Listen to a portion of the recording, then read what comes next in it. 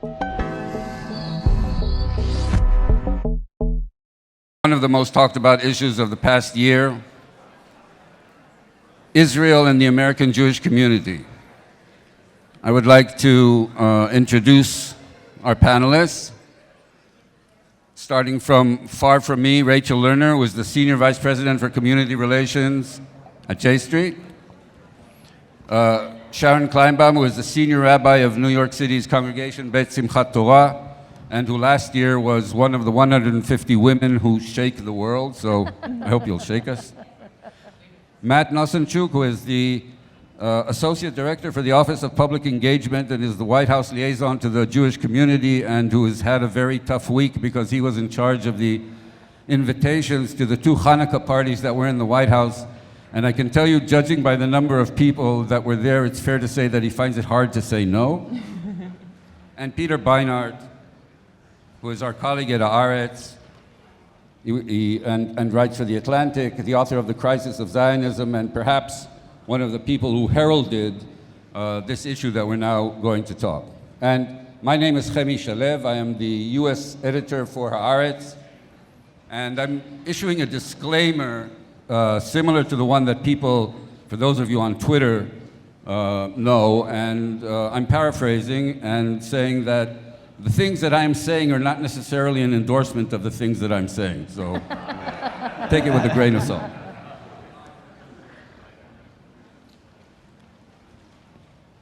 Sharon Kleinbaum. Leonard Fein and Arthur Hertzberg both of them made this very famous statement that Israel has become the new religion of American Jews.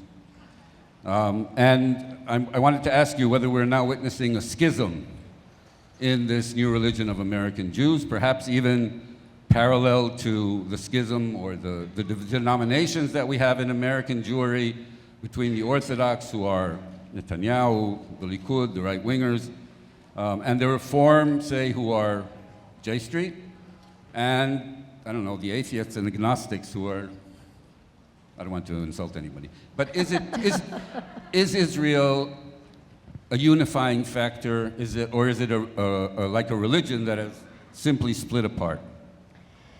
Well, I think as a congregational rabbi, I experienced the broad range of Jews. Our congregation, Congregation Beit Simchat Torah, which is New York City's LGBTQ synagogue, founded in '73, now has everybody. And first of all, I'm not sure it's actually true that Israel ever functioned as a simplistic unifier of American Jews. I think in some ways it covered up some deeper differences that have always existed. And as a congregational rabbi, one of the things that I experience is that there's a broad range of responses.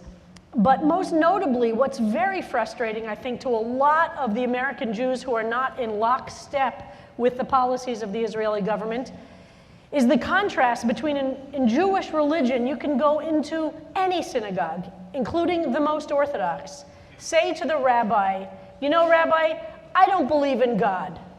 That rabbi would take you to Shabbos lunch, would sit you down, engage in discussion, expose you to Jewish texts, debate and debate and debate, and then give you an aliyah to the Torah if you were a man in an Orthodox synagogue, but certainly shower you with love and affection.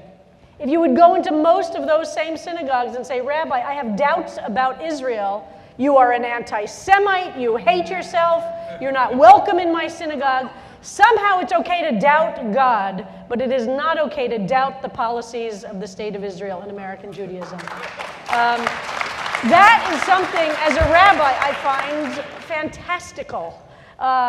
We have to be, as a Jewish people and a religion, say we are a community of debaters where ideas that are difficult and uncomfortable are welcome in our synagogues, in our hillels, in our conference of presidents of major Jewish organizations, in all of our Jewish life. So I would say that Jewish religion is open to it, and we have now Jews who are all across the board, including those who say, you know, pox on all their houses, don't talk to me about Israel.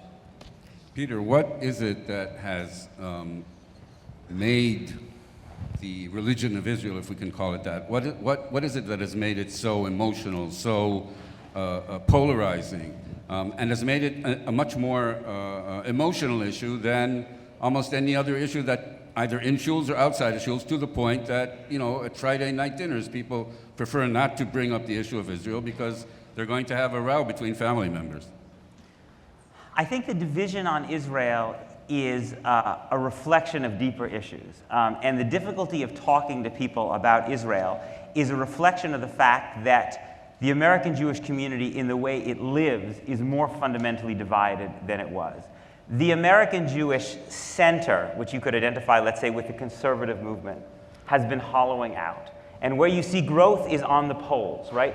Jews who are Orthodox, Dati or Haredi, modern or ultra-Orthodox, and Jews who are not affiliated at all, right? And so the kind of people who are not Orthodox but have some traditional connection to the Jewish community, that was the center. Those are the people who dominated organizations like AIPAC. In some ways, they're also the people who dominate organizations like J Street. Those people are fewer and fewer in number. And so you have to imagine the conversation between a kid who's growing up in an intermarried family in Seattle. All of his parents' friends and all of his friends are non-Jews. Having a conversation about Israel with a kid who grows up in Teaneck, New Jersey, going to a yeshiva, an entire world is enclosed by Jews. The one can't imagine, doesn't know anyone who votes Democratic. The other one doesn't know anyone who votes Republican, right? And so when it is the growing polarization, and this is happening in the United States too, more generally, outside the Jewish community. It's happening among Christians too.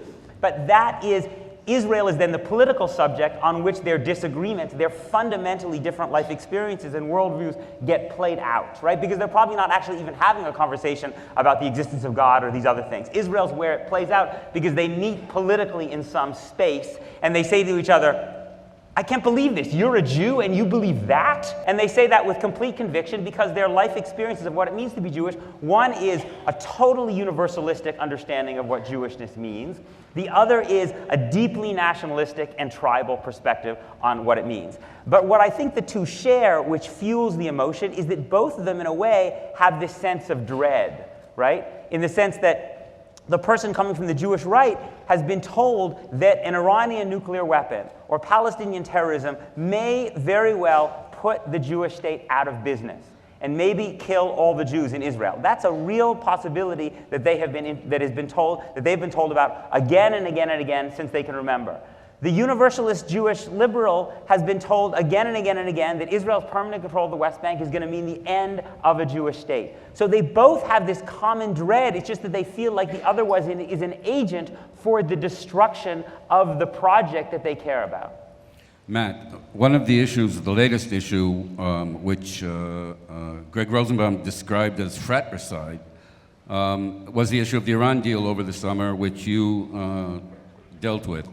And J.J. Goldberg, our colleague from The Forward, I don't know if he's here, he wrote an article this week about how he thinks that the Republican hatred for Obama has been influencing the Republican position on climate change. So I'd like to expand that, and I'd like to ask you, how much do you think the issue of Iran was colored by the attitudes towards Obama, meaning that people, that it became perhaps more emotional because Obama himself is a very emotional, a very divisive a figure. The right wing, as you know, dislikes him intensely, and the left wing likes him intensely. And was that an added element?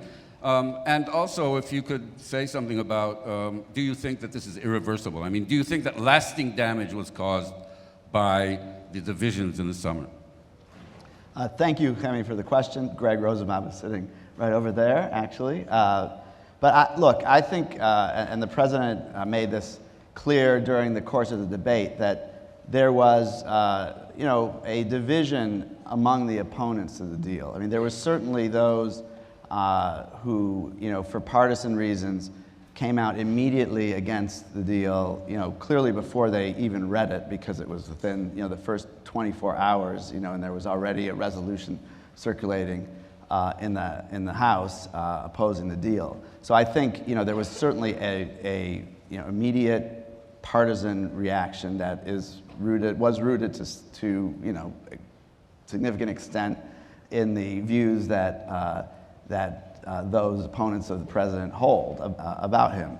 On the other hand, I do think, I believe this, and the president believes this as well, that within the Jewish community there was a sincere division, and I don't believe that on either side it was, rooted purely in partisanship. I think there are people, and one of the things that always, is so notable about this debate is that, both sides had the same objective, right, of preventing Iran from obtaining a nuclear weapon, but the difference was how we get there. So, I don't doubt that, there were many in the Jewish community who had serious doubts about the effectiveness of the deal and whether it would fulfill its aim, because they viewed it, the possibility of a nuclear-armed Iran as an existential threat, and we're very concerned about it as an existential threat to Israel and its impact on national security and regional security. So, there was a robust debate, and at the end of the day, I think we prevailed in that debate because it was a deal that ultimately achieves what it set out to do, I believe quite strongly that if there were significant holes in the agreement, that it would have been much more difficult for it to get through the Congress. It was scrutinized so closely, but tremendous time and effort was put into engaging with supporters and opponents of the deal alike, answering questions. I spent more time answering questions after a panel than I spent on the panel. And Ben Rhodes said to me, I want you to talk to every Jew in America before this deal. How many did you get? I did pretty well, but then every Jew in America started calling me to go to the Hanukkah party, so it was payback. Now we know why the deal was approved.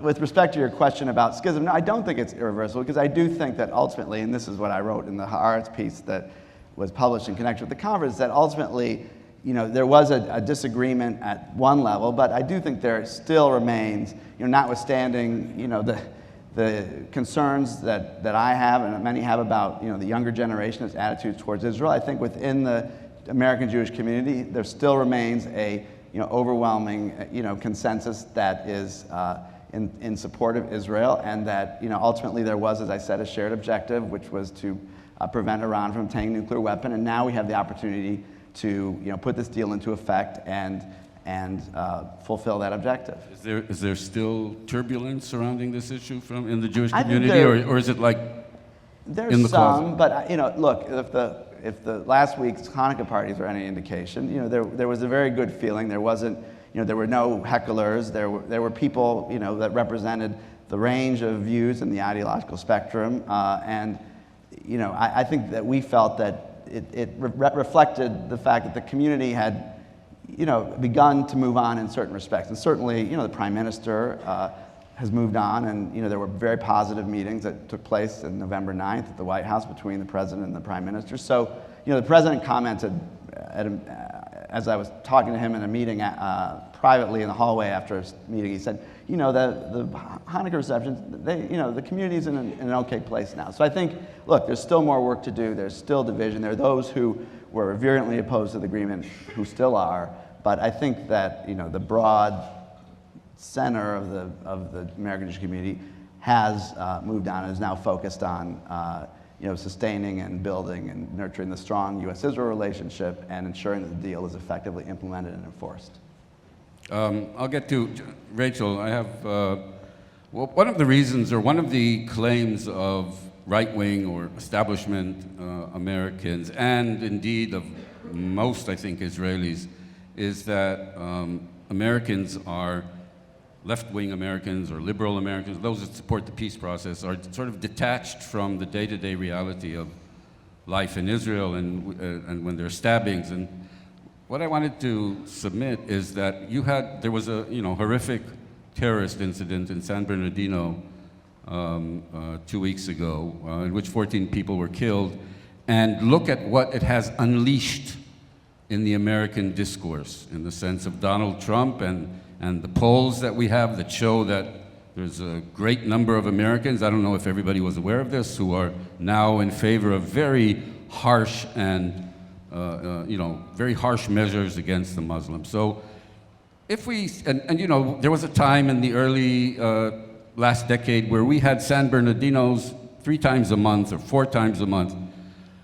So is it really fair for American Jews living in New York to tell the Israelis you should be more forthcoming on peace, or you should be more in favor of equal rights, say, to be more lenient towards the Palestinians, when here you have this one incident and you can see what it does to public opinion? Imagine, God forbid, that what would happen in America if you had anything resembling the kind of terrorist attacks that Israel has undergone. So how would you respond to that? Well, first of all, when you say, a wing of liberal American Jews, most American Jews are liberal, right? 70% of American Jews vote Democratic. In our polling, 80% of American Jews think that the settlements are wrong and they should be restricted or limited. So first, I just want to categorize, when you talk about this wing of American Jewry, you're really talking about the majority, the overwhelming majority of American Jewry. I'm sure you're going to want to talk about the difference between American Jews and the American Jewish community, the organized American Jewish community, but I do think it's important to... I'm not sure that on this issue that we're talking about there is that proportion, but go ahead. I think it's important to point that out. Also, first, I absolutely do think that American Jews have a say and an important voice in what happens in Israel. Israel is the homeland of the Jewish people. It is the Jewish state. It is a project of the entire Jewish people all over the world. And so I think American Jews have a very important part to play in it. I'll also say that, while San Bernardino may have brought out the worst in some in this country, Hayes just had over 1,200 rabbis signed on to a petition to ask the United States to be more welcoming of Syrian refugees and of refugees as a whole. That was the American Jewish community response to what's been happening. That happened, those signatures came on during and after San Bernardino. So I think the American Jews understand what it is to be the stranger.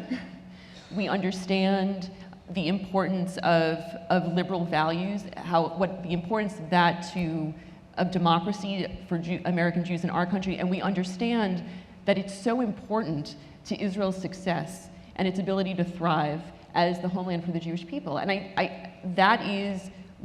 when Americans speak about those values, they talk about them in a way, I think they speak about them and want to see those reflected in Israel because they feel connected to Israel and they want to continue to be connected to Israel. Well, what I was saying, and perhaps Peter, perhaps you, is that what the American Jewish community isn't, and what Israelis have been for many years, is fearful for their own lives and fearful for the lives of their children, and fearful that any person walking down the street can take out a knife or that a bus can blow up. And this, in the end, comes at the expense at all of the goodwill and feelings of, humanitarian concern. And so the question is, should there not be a degree of humility today in American Jewry towards how Israel is behaving, given what you've had this taste of how a public reacts to a terrorist incident? Right. I mean, as an empirical matter, does greater fear tend to move people to the right? Yes, I think that's certainly true. And often it leads people to look for scapegoats. In the United States, during World War I, the reason so few Americans of German descent have German names was that the oppression of Germans during World War I in the United States was so extreme that people literally changed their names to avoid the kind of persecution that was rampant. We, in the United States, interned Japanese Americans because of our fear after Pearl Harbor. So that is a common thing you find throughout societies, and yes, it happens as much. And I do think it's important for Americans, when they talk critically about Israel, to acknowledge that they are not in any way implying that the United States is immune from committing human rights abuses, or that we don't have the same cycle. In fact, in some ways, it's less excusable because we are separated by an ocean from our greatest threats, and yet we still often respond, I think, in very, very dangerous and self-defeating ways that have tremendous consequences for human rights. But if you are fighting against Donald Trumpism in the United States and fighting against a response in the United States that violates our Constitution and Declaration of Independence and ultimately makes us less safe, because we know, and most of our security officials tell us, that demonizing American Muslims and making them feel like they're not part of the American community is the best possible thing we could do for ISIS, right? If that's your perspective in the United States, it makes all the sense in the world that you would have the same perspective in Israel, right? And also in Israel, that you would want Israel also to not respond to terrorism by losing sight of the values in Israel's Declaration of Independence, which talks about complete equality of social and political rights, irrespective of race, religion, and sex. And you would want to listen to Israel's security officials, who have been saying, some of them in really, and J.J. Goldberg has been writing about this, in really striking terms, the discrepancy between what the Israeli government has been saying since the outbreak of this violence and what Israel's own security officials have been saying, which is that Israel needs a political strategy to respond to this horrible violence, and that strategy has to involve showing Palestinians that a nonviolent path of coexistence can work. Otherwise, you make it that much easier for people who are committing these terrible terrorist acts. So I think it's entirely consistent to struggle against the forces of Islamophobia here, and also to argue that Israel's own security is best safeguarded, ultimately not by perpetuating and deepening an occupation that leaves millions of people without basic rights. That Israel's own security officials are saying again and again and again that that is a path towards endless conflict.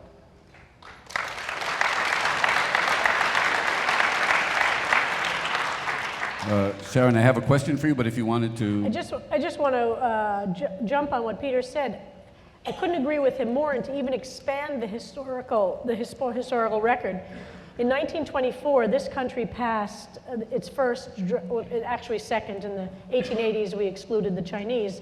But in 1924, we passed the Draconian Immigration Act, which was targeted specifically at Eastern European Jews and Italians.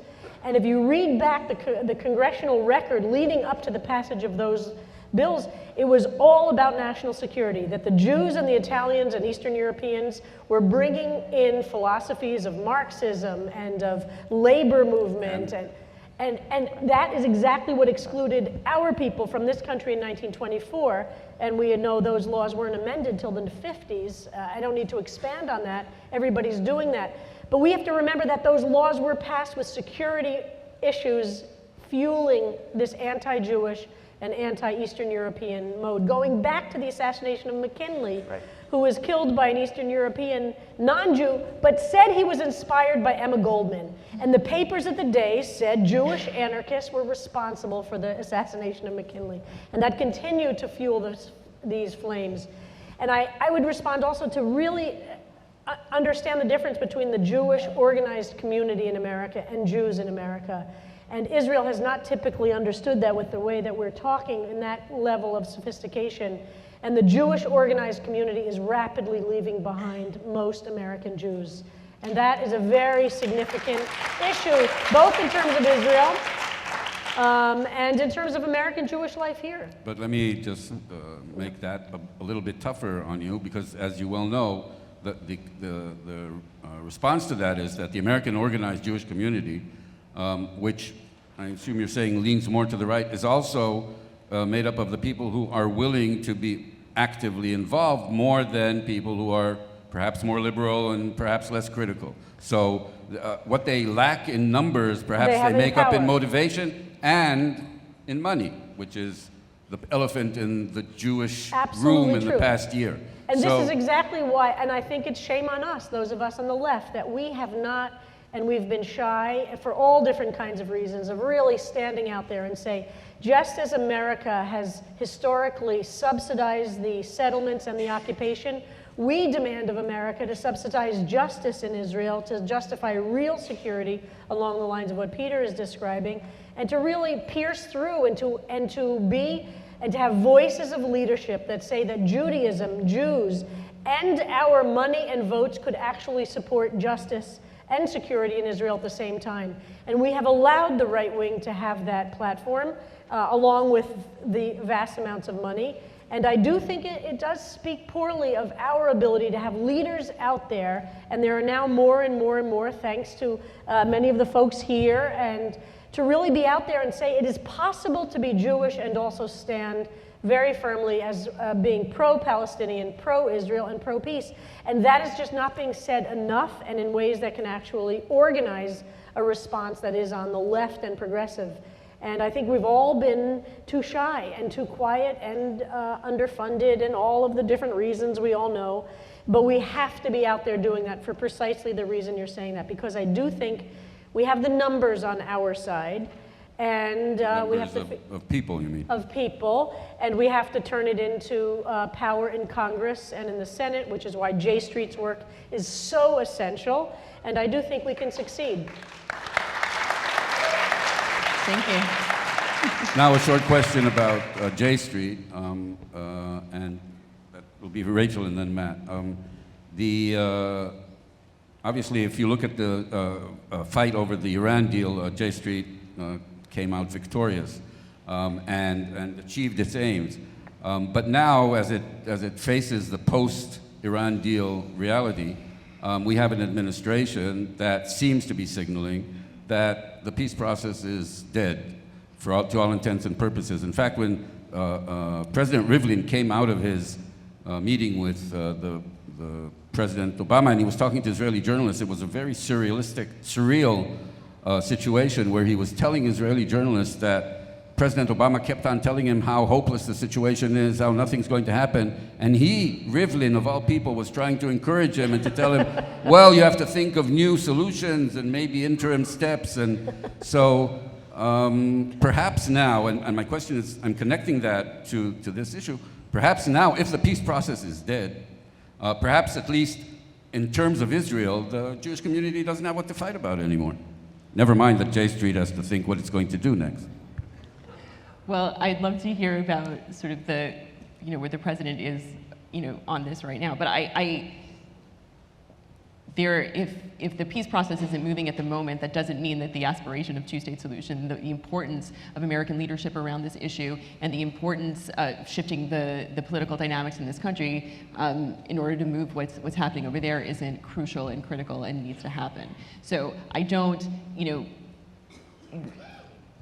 if at any moment there is a pause in a process, if it isn't moving forward, we still have to do the work on the ground to make sure that this country is moving on the right path in terms of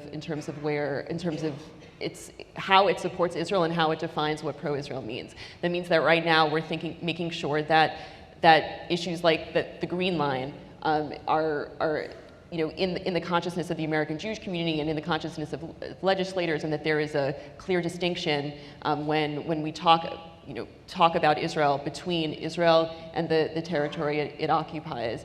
It means that we continue to engage members of Congress around the importance of America being engaged on this issue. It is just because something isn't moving forward at a particular moment doesn't mean that the work at hand isn't critical and isn't going to move forward, and it is moving forward.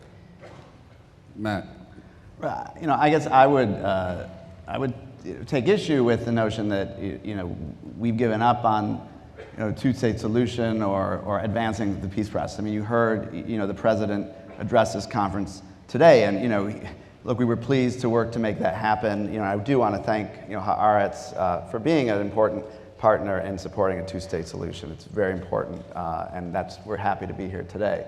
But there's the near-term reality that there aren't direct negotiations taking place now. But at the same time, we are actively working on thinking about confidence-building measures that both sides can take. Secretary Kerry recently traveled to Jerusalem and Ramallah.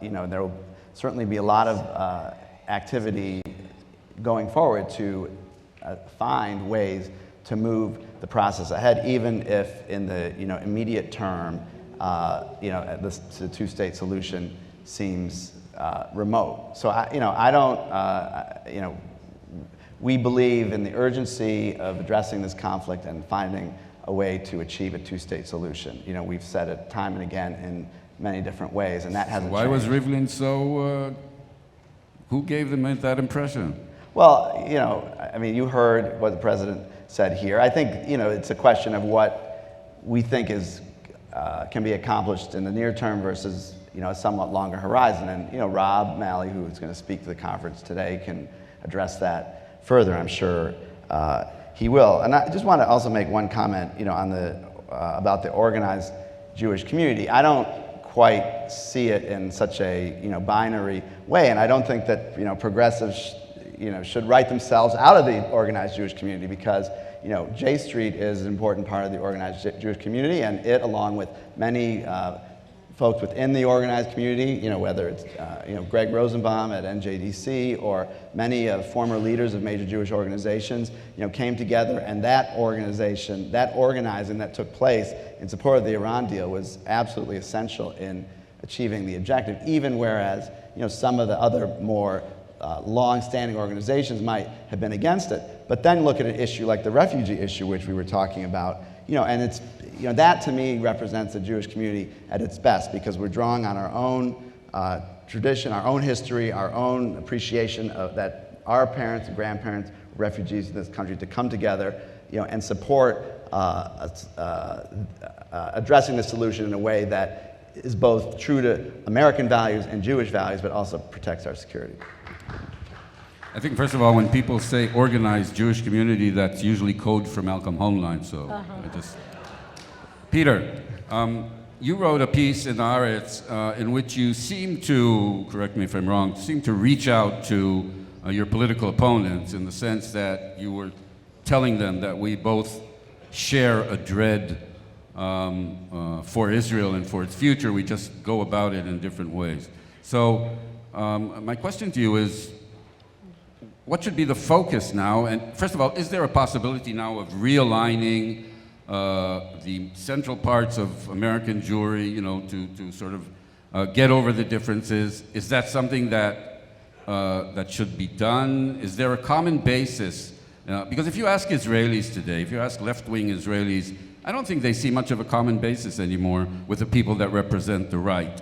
If you look at the coalition does not represent, let's say, Haaretz readers. They don't feel that if they have a common language. I think in America, perhaps there's more nuance to it. So do you think that? I think that we on the Jewish left have one big thing going for us.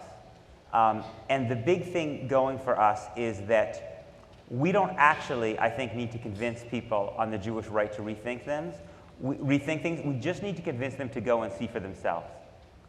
Because if it became the norm that American synagogues and Jewish organizations actually took their members to spend a day with Palestinians in the West Bank, in the way that groups like Encounter take people, to actually see what it means to live for generation after generation under military law, without citizenship, without the right to free movement, without the right to vote for the government that controls your lives, I genuinely believe that the political opinions of many of the people in the American Jewish establishment would crumble.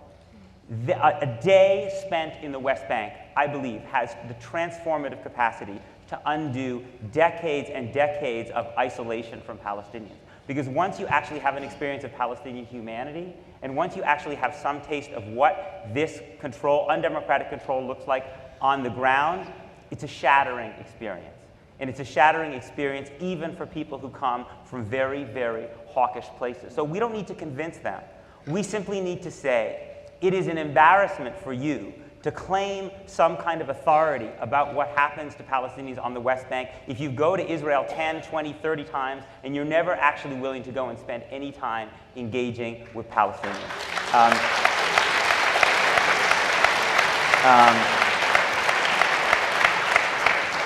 The Pirkei Avot says, who is wise? He who learns from all people. Go learn from all people in Israel, and then come back and see if you have the same view. And so I genuinely believe that that is the critical potential wedge lever for change. On the question of if I can just say something on the question of the peace process, I share your pessimism. I think that the era of the American-led peace process may sadly be over. If Barack Obama, who I think has deep convictions on this issue, was not able or willing to do something, if he was not willing to actually put real pressure on Benjamin Netanyahu for change, I simply don't see how Marco Rubio or Ted Cruz or Hillary Clinton, who I don't think share his level of commitment to this issue, are willing to do it. And so, although that would obviously be choice number one for many of us, I think we have to think about what are the alternatives. And I think we have to find, even though it pushes some people out of their comfort zone, including some progressives, I think that as a general matter of principle, we should be open to any form of pressure on Israel to end its control of the West Bank that is nonviolent and accepts Israel's right to exist. And from that principle, we have to be creative about what we think could actually work and would be smart. But we are facing a BDS movement that is growing in strength precisely because we don't have good answers for how things are going to change. And if our answer to the BDS movement is it's worse in Syria, or let's simply wait until there is a change in Israeli or American politics that doesn't seem to be on anyone's horizon, then those of us who want a nonviolent path towards a two-state solution are going to lose out to those people who are pursuing a path toward an Israel that no longer exists. Sharon, we spoke before about, we mentioned the donors of the Jewish establishment that seem to lean to the right, and usually when something is canceled, it's because some Jewish donor on the right side. But I'd like to challenge you, if I may. You are well known as a human rights crusader for all sorts of oppressed minorities, gays, lesbians, you name it. There's a minority, you fought for that. So is that not part of the inherent weakness of the left and of liberal Jews, insofar as it pertains to Israel? Because we know that the big donors on the right, they have one issue. They may have 1.5 issues. It's Israel and perhaps Jewish identity. But on the left, they've got to save humanity, save the whales, they have a lot of worthwhile causes. And Israel is just a part of their lives. So naturally, even though, again, we may have numerical superiority, they do not devote the kind of energy, even those that are committed, do not devote the kind of energy and are not so focused as those that come from the right. No doubt that the right has certain advantages over us, but we have the advantage of actually being correct. So I consider that enough to keep me where I am. And you're right, we have a complicated position, and it can, but as a member of Knesset, Meirav Michaeli, said Friday night when she spoke at our synagogue, peace is a feminist issue, that we can't afford to be separated on those ways. And one of the things that I work very hard on is making sure that those who are connected to me and my community are connected to those elements inside of Israel society which are fighting for a just society within Israel. It ultimately isn't only about one issue, but it's about what's the nature of the state of Israel that we want to survive. What will Israel look like the day after the Messiah comes and there's peace and there are two states? What will Israel look like inside? How will people be treated there? Will it be a state that's worth saving? And that has to be a piece of the equation as well.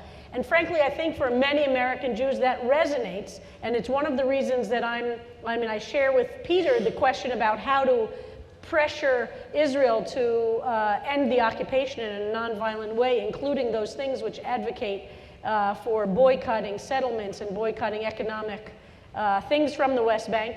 On the other hand, for inside of Israel, what are we doing to strengthen those elements inside of Israel which are fighting so hard and are being starved to death because American progressive Jews are just holding up their hands and saying, we don't want anything to do with Israel except BDS, and the right wing is supporting the right within Israel.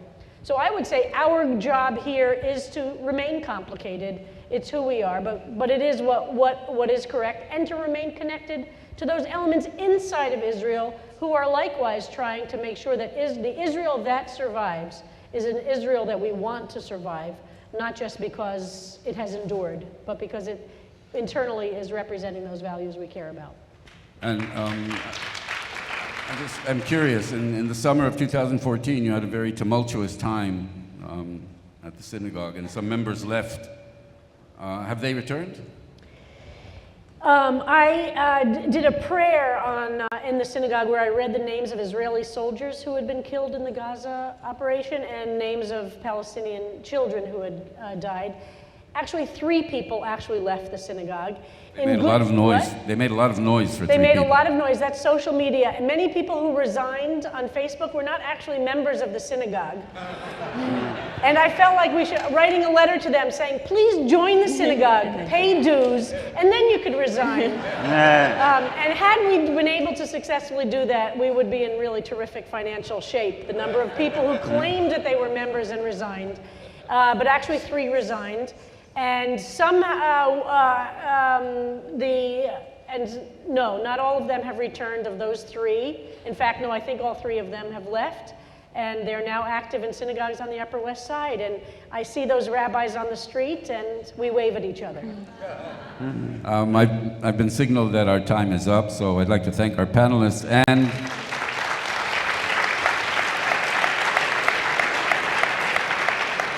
And since anybody quotes Abraham Joshua Heschel, allow me to also quote him. And he has a saying that he said about something else, but it's still pertinent. He said, to be or not to be is not the question. It's how to be and how not to be, which is the important question. Thank you very much.